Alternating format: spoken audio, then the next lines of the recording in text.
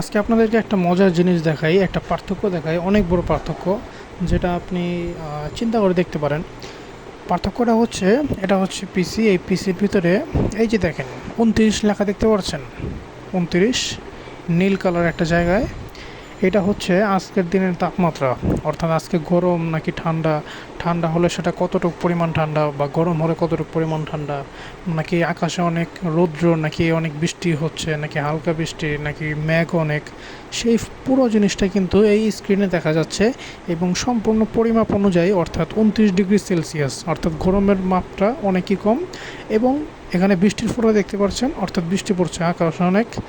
So এই জিনিসটা দেখানোর উদ্দেশ্য হচ্ছে, একটা সময় কিন্তু এমন ছিল যে মানুষ আপনার গিয়ে অনেক গরমে মানুষের কষ্ট হতো, বা অনেক ঠান্ডায়ও মানুষের কষ্ট হতো। মানুষ পরিমাপ করতে পারতো না যে আজকে কতটুকু ঠান্ডা, বা আজকে কতটুকু গরম, বা আজকে কতটুকু বৃষ্টি হবে। এটা কিন্তু অনেক মানুষ পরিমাপ করতে পারতো না, যার ফলে তাদের কাজে অনেক অনেক হ্যাজেল পোহাতে হতো। সো এই যে এই সফটওয়্যারটা দেখতে পাচ্ছেন, দেখেন কত সুন্দর করে বৃষ্টিগুলো পড়ছে, স্ক্রিনে সুন্দরভাবে দেখা যাচ্ছে। তার মানে এমন সফটওয়্যার বানানো পসিবল।